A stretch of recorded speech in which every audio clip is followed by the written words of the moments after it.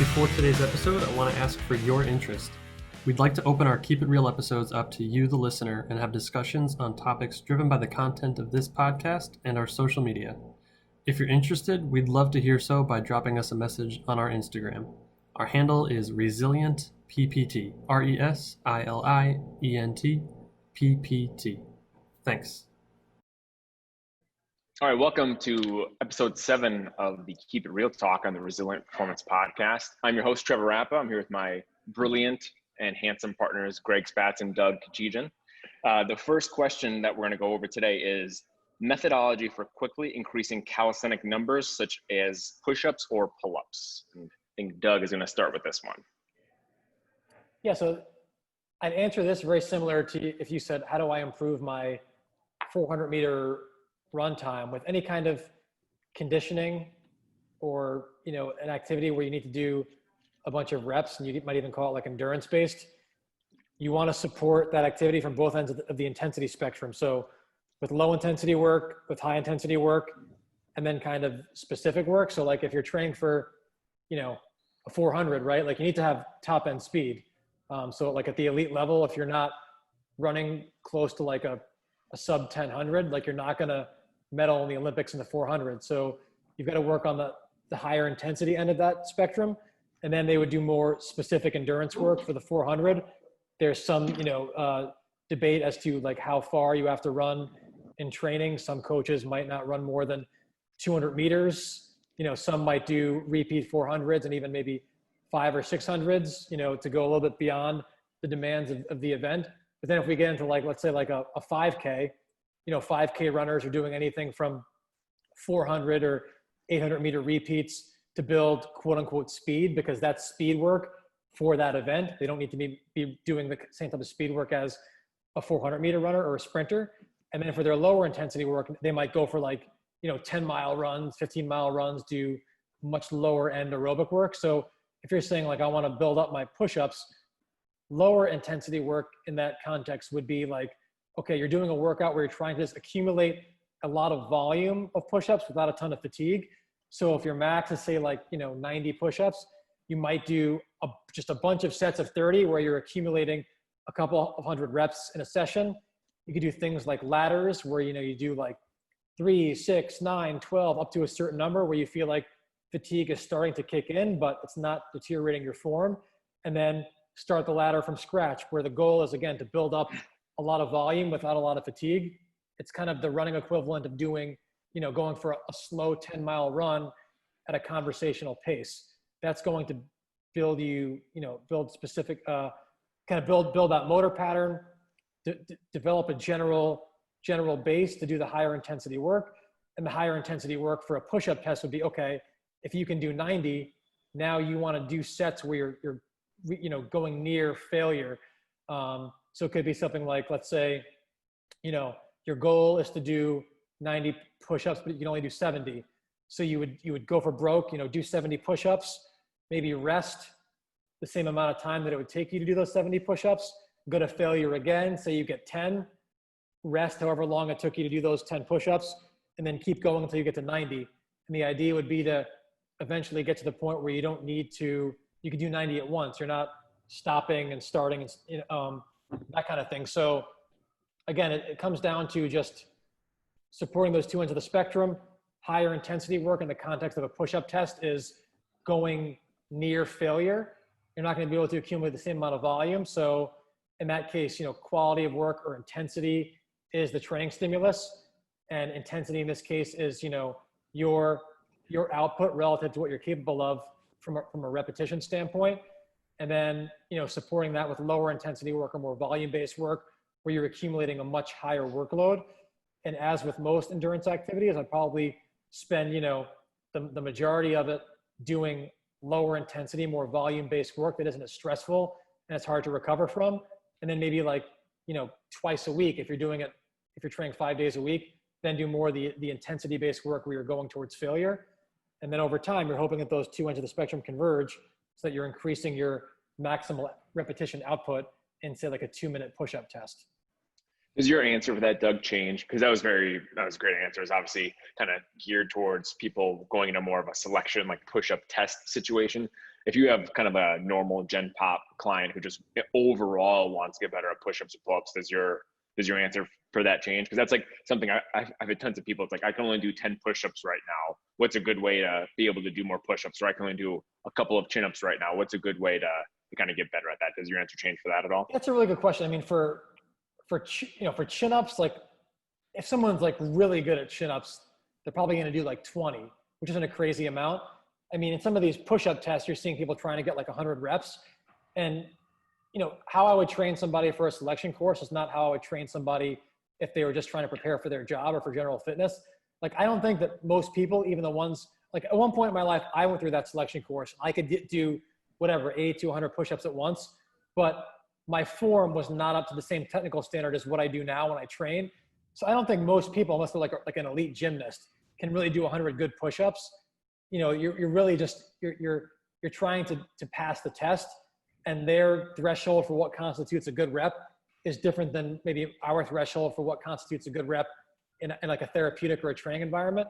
So if somebody said like, that wasn't training for a selection course, I want to do more push-ups, I'd first be like, well, like for what purpose? I mean, for a general population client, I want them to do push-ups well first.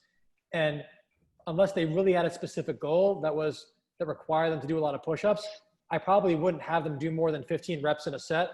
So for most people that we work with initially, like probably can't even do a push-up from the floor based on our technical standard, where we're having like the elbows tucked, the shoulders over the hands. We're not tolerating a lot of like trunk movement or like the hips dropping. Like to do a push-up to that standard, most people can't do that day one for more than a couple of reps. So we'll elevate their hands on like a bench or some kind of a surface. If someone can do 15 reps, then I'll lower their hands so that we can get them on the floor. And then once someone can do, let's say 15 reps on the floor, we might have them go on gymnastics rings or TRX or do a Spider-Man or elevate their feet. Like most people that we work with, we want doing strength work, not strength endurance work. Because for most people, like, why would you do strength endurance work that's not specific to your task? In a military selection course, doing a lot of push-ups is specific because you're tested on it. But for most people, like I'm trying to find a variation where they can do 15 reps or less because I want it to be a strength stimulus. And unless they have a compelling reason to do a ton of reps, because you've got to be really skilled to do a lot of quality reps. And most people that we're working with can't even really do, 15 reps or less at a very high technical standard. So I try to make push-ups and pull-ups more of a strength-based activity than like something where you're just trying to chase a ton of reps, unless there's a really good reason. I think you've recommended James Smith's military selection book to people in the past, right?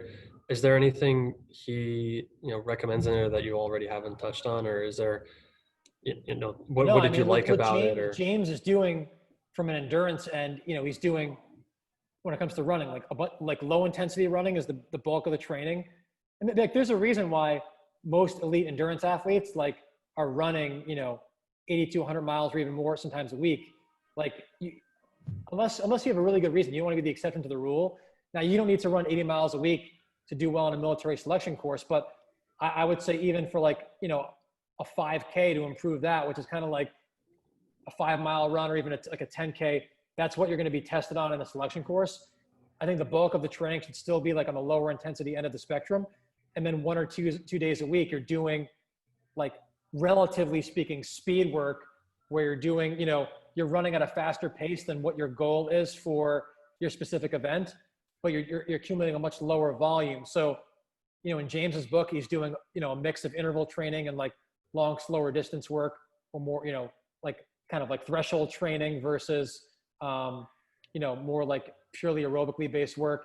And then for the calisthenics, it's the same thing. Like the bulk of the workouts that he's doing for calisthenics, you're accumulating a lot of volume, which is equivalent to doing like a slower, lower intensity run. But then he's also mixing in kind of more of the relatively speaking, higher intensity work where you're going more towards failure because you've got to support both ends of it. Like if all you ever do is, if your goal is to do, let's say 90 push-ups, but all you ever do is max out with 40 reps in a set, it's the equivalent of like if you want to run, let's say 7-minute miles or a 35-minute 5 mile, if all you ever do is run, 5 or more miles at a 9-minute pace, you're never actually running at the pace you want your goal to be at, or at a faster pace. So how do you expect to magically get faster? You need to attack conditioning from both ends of the spectrum, lower intensity and the higher intensity. So I think James does a great job for that, which is why for people who are like, look, like I just want like a blanket program for special operations. They don't want to do like a personalized assessment. I'll be like, James's book, I think, does a great job of like, if you just want to be told what to do and not get too specific and personalized, I think that his resource is a great one. Is he doing like calisthenics, like sit-ups, pull-ups, push-ups? Like, is he doing that stuff? Is that every day? Is it more programmed? I would say it's almost every day. I mean, there might be some days where he's not doing it, but it's probably at least like 4 days a week. Interestingly enough, in James's book, he doesn't recommend doing a ton of sit-ups. And I kind of take the same approach. Like, unless you're really, really bad at them, my thing with most selection candidates is I want them to be able to pass the sit-up test, but, because of all the other work that they're doing for the trunk, from like just a load management standpoint and like a back health standpoint. I know people say, oh, like sit-ups aren't bad for your back. And like, I kind of get that. But if you're also doing a ton of running and a ton of rucking and a ton of like strength training, like, I don't think that sit-ups offer a ton of, I think some people are out to prove that exercises aren't dangerous, which like, yeah, you could say sit-ups aren't that dangerous, but I don't think they offer a ton of benefit. So if I'm working with a candidate that I know is going to pass the sit-up test pretty easily, I don't have them to do a ton of sit-ups because I don't think that it's justified from a risk reward standpoint. But like if I test somebody and they're like 20 reps away from what the minimum standard is, I might have them do more. But like James in his book is not advocating doing a ton of specific sit-up work. And I would take the same approach. That's probably the easiest part of the test, right? For most people, most people aren't failing the test because of the sit-ups. Right. Usually push-ups or pull-ups from a calisthenics standpoint. So I would focus more on those things unless somebody has a really, really glaring weakness in sit-ups. Again, from like a risk reward standpoint, I'm not saying that it's like dangerous per se, but I don't think that it offers a ton of value or benefit either. So I don't like doing things just to do them. And to me, and what about that category? Right. And what about like actual like weight training, resistance training stuff? Like how much of that does he have in there? In his book, if I remember correctly, not. Or would you recommend? Much at all. It's very like geared towards like just passing selection. I mean, if I was preparing for somebody for selection, I might have them, depending on the phase of training, do 1 to 2 days a week of strength work, because I think that even though you're not tested on it, it does have kind of a therapeutic, and I don't want to like kind of like an injury risk mitigation value. I think kind of like what you were talking about with doing like supporting both ends of the spectrum. Yes, like I see it as like if you're trying to develop like a robust trunk for doing a lot of rucking, and your spine's only used to, let's say, like 80 pounds of external load, like learning how to deadlift double your body weight in a good position, I think can help. It's just like build the floor or build the ceiling. I think that some strength work does create, more of a platform to do strength endurance work. So, especially when it comes to like leg strength and like trunk strength, I think there is a place for doing like, loaded single leg work, even like some deadlift variations and some carries. Like, I think that does have a place in a selection program, but I wouldn't do it more than twice a week. And as I got closer to selection, I might only do it once a week because there's only so much you can take away from. And the more strength work you're doing, that you're necessarily doing less running, less calisthenics. You can only adapt to so much training. But that doesn't mean I would be critical of James's approach, because the goal is to pass. And I think that James would say, we've had him on our podcast, like he would train a qualified operator different than how he would train somebody for selection. Right.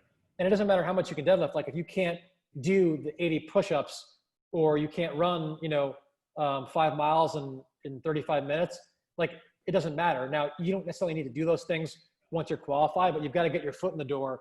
So I understand why some people don't do any strength work at all in a selection-based program. Like early on, I might do it twice a week. And as it gets close, I might only do it once a week. So I'm not doing a ton of it, but I think it does have some value. I mean, it sounds like you would do the strength work for somebody going into a selection program, not necessarily to get them stronger, but to kind of keep their baseline level strength, to kind of keep their floor where it is and not let it bottom out, because like you said, you can build better of those movement qualities that they're going to have to be doing a ton of, whether it is push-ups, pull-ups, all the other kind of calisthenics that they do, if they do have a good baseline level of strength that we can maintain with a 1 to 2 day a week kind of strength training regimen. Yeah, it's the same reason why like I would even advocate that most runners do, even like a high level endurance athlete, do strength work 1 or 2 days a week. I mean, you know, if you have like an endurance athlete who like never gets hurt, always feels great, yeah, maybe you don't throw in some strength work, but like we work with a lot of runners who are chronically injured, and in most cases they're doing zero strength work. And a lot of times, like, you know, the lowest hanging fruit with them is like, hey, if you do 1 or 2 days a week of strength training, like we're not saying do it 4 or 5 days a week, like 1 or 2 days a week for even like 20 minutes to a half hour. Yeah, it can make a difference and provide just a little bit more durability to support their specific, you know, needs when they run. It's kind of like, it's always, when it comes to performance, like a fine line between general and specific training. Like, yes, like elite performers need to be somewhat specialized, but if they're so specialized that they lose that just general durability and robustness, then it can help to do some general work. And the idea is to do just enough general work to support their specific needs, but not detract from their specific training. And I think in a selection course, I think that some strength work, general strength work, is helpful. I think it's a great point. Overall, just that, like, you know, regardless of how specialized you need to be for your sport or whatever activity that you're doing, it's like there is still some sort of baseline level of other activities that you kind of should be doing to maintain that robustness and just that overall health and you know, what we would call kind of movement variability to a certain degree. Because when people get so specific, it's like we kind of talked about it with some of the other on one of the last keep reels, kind of talking about the power lifter. It's like there's so many people that we see that we don't even change anything. We just give them something else to do that they aren't currently doing. We just get them moving and like experiencing stress in just different ways than they're used to, whether it's they're used to just running a ton, whether they're only used to lifting weights. We just kind of give them something that's a little bit different than what they're currently doing. We typically see pretty good results with that.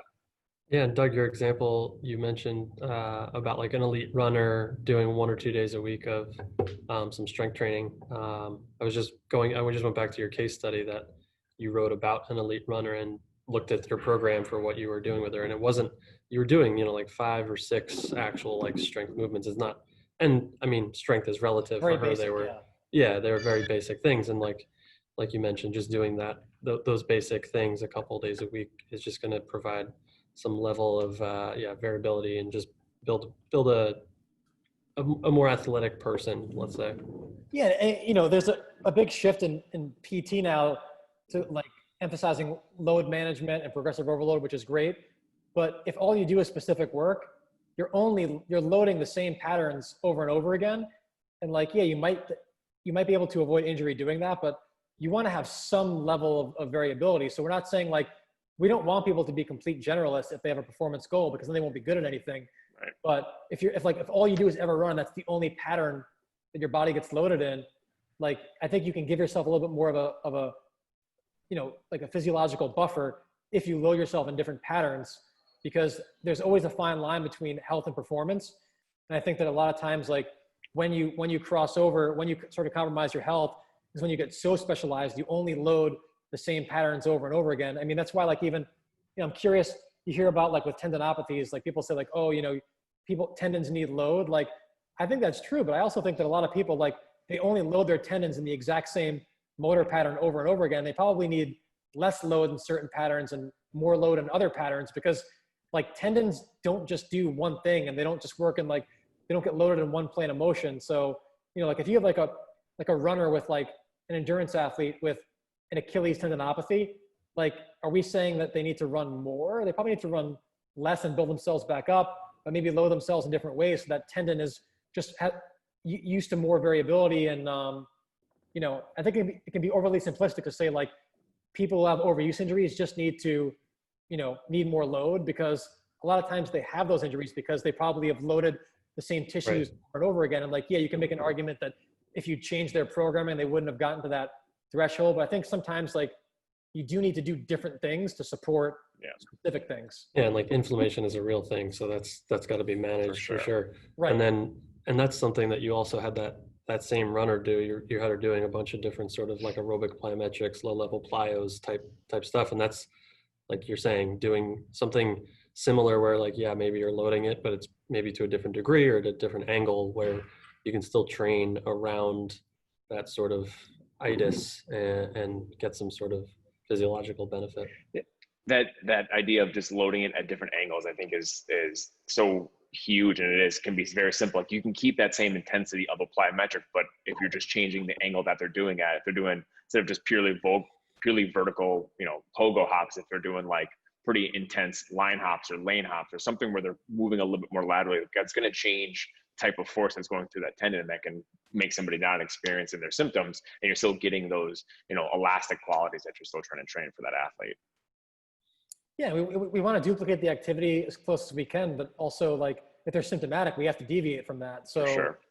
I think it always comes down to, like, there's no cookbook for this. I mean, it's always a blend between general and specific work. And there's a reason why, like, certain things have survived the test of time. And no matter what, I think people try to, like, reframe a lot of these discussions, and they use different words, but, I think even the good coaches and the good therapists and the 1970s were doing, like, kind of the same things as the good coaches now. And it's like having that instinct is to know when to program certain things, what to take in, what to take out. But I don't think it's as clear cut as saying, like, just load it, because, like, load what? What does that mean? Like, how do you want to load it? We don't just want to arbitrarily load things. Like, what's the intent? What's the goal? What are you preparing them for? I mean, we could, if you want to just, like, load people, you could have them do a farmer's walk for 5 miles, like, but is that going to help you achieve your intent? We have to be, I think, a little bit more methodical about, like, how we load and what we mean when we say that.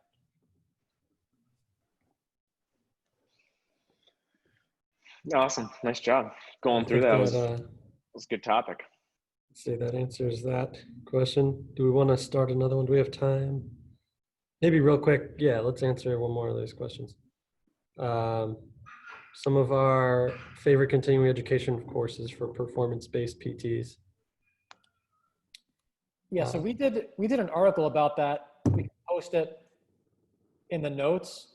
So the question is, resources, courses for performance-based PTs.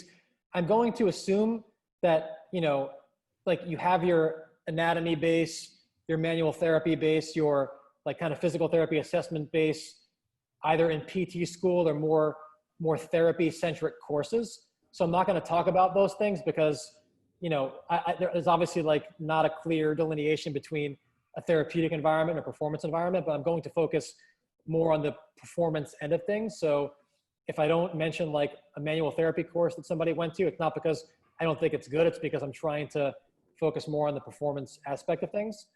And because it's performance, I would say that you have to go outside your field to get it, because physical therapy as a field tends to not emphasize the performance aspect of things. So a couple of resources, I'm going to read them right off the article. When it comes to strength training, we have the book Science and Practice of Strength Training by Zatsiorsky. We have Science of Sports Training by Kurtz. There's an article from John Keeley, Periodization Paradigms in the 21st Century. I like Mladen Jovanovich's Strength Training Manual. And then, since the question was asked directly, I think that our Movement Foundations course is a really good resource. It's almost like, I think, the Therex course that PTs, should get but don't get in PT school. It's a little bit more performance centric. It's kind of like an exercise database and rationale for some higher level exercises. So you've got to have, some way to fulfill the strength training needs of the performance continuum. Then we have linear and multi-directional speed resources. So we have Complete Speed Training by Lee Taft. Lee's got a ton of resources. I think Complete Speed Training is a good one. He has more contemporary resources, but I think that if you want to look into multi-directional speed, Lee would be probably, like, the first resource I would go to for that. We've got to address, running and sprinting, whether it's programming or technique. So we have the book Applied Speed Training by James Smith, different than the military selection book that we referenced earlier. Anything from Ken Clark. His Instagram is actually a great free resource that goes over the mechanics of sprinting and key positional cues. We have the Altus Short Sprints course on our list here. They've recently come out with, I think, like a a team sport or a speed for team sports course. I haven't looked at that one yet. I would imagine that that's probably even more applicable to PTs and performance coaches than the short sprints course, which is a little bit more track and field centric. But I found the short sprints course to be very digestible, even for as a non-track practitioner. So that's both of those I'm sure are great resources. Maybe pick one, and you can't go wrong with either one.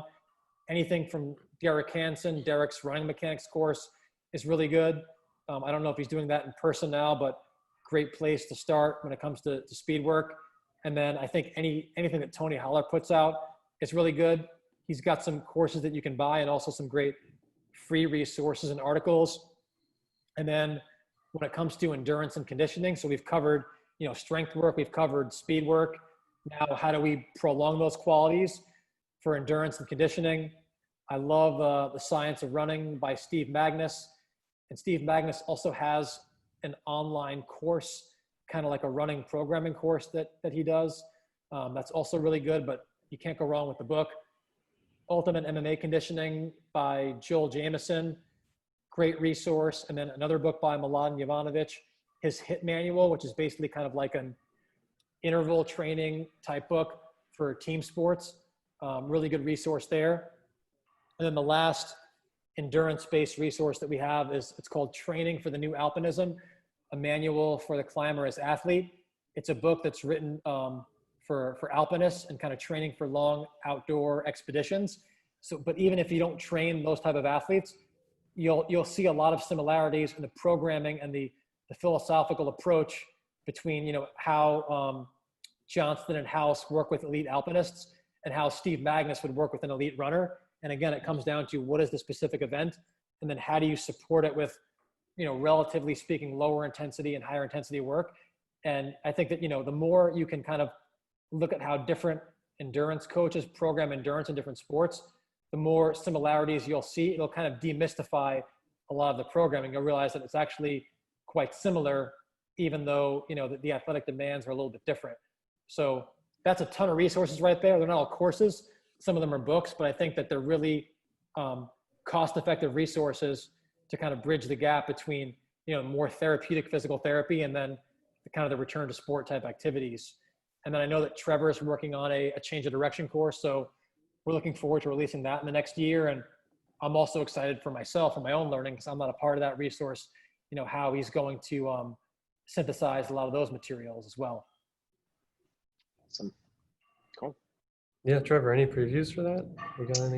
What's it going to be like?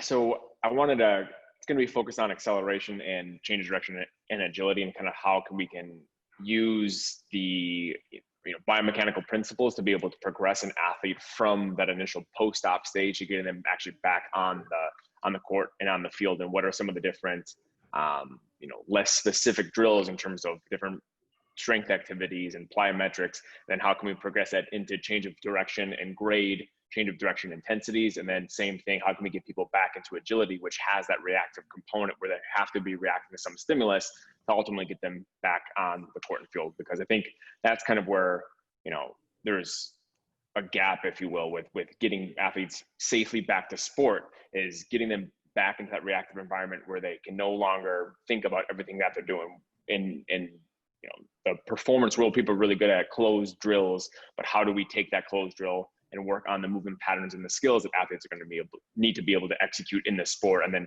just from a observational perspective, like what are we looking for when we're coaching drills, when we're watching people do a rotational cut or a shuffle or a lateral run, or just what are some of the kind of common things that we should be looking for as coaches and as therapists to understand the strategy that the person is using when they're doing these activities. I think that's, everyone's always talking about developing their coaching eye, and it's hard to learn without hours and hours of it. So one of the things that's going to be in this resource is footage of some of the athletes I've worked with as we've progressed throughout the return to sport continuum, of breaking down video and kind of what are we seeing, how do they perform this movement, and what's the strategy they use at 4 months compared to the strategy that they use at 6 months. And those are some of the changes that we want to see over time that can help us determine if somebody can safely get back to sport. Because just because your output's good doesn't mean your strategy is good.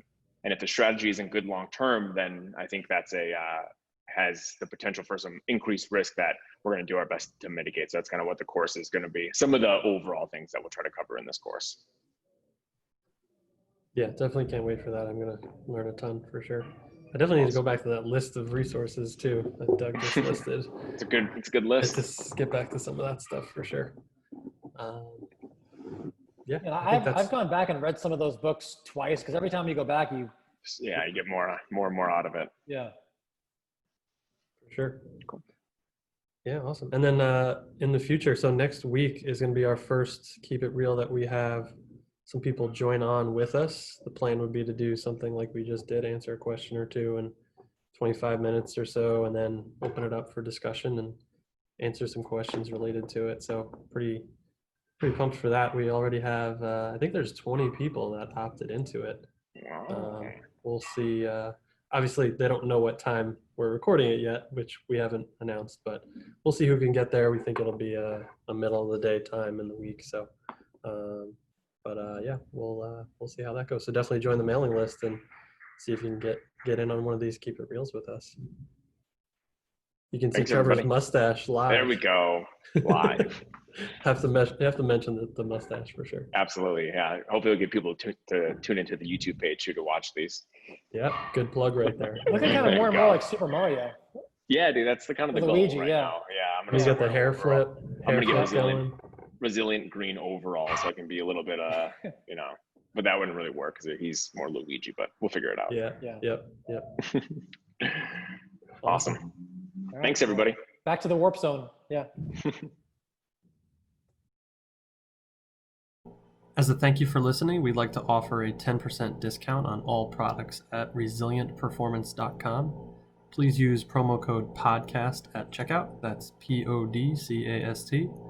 And I also encourage you to sign up for our mailing list to receive exclusive articles only available by signing up. Thanks for listening.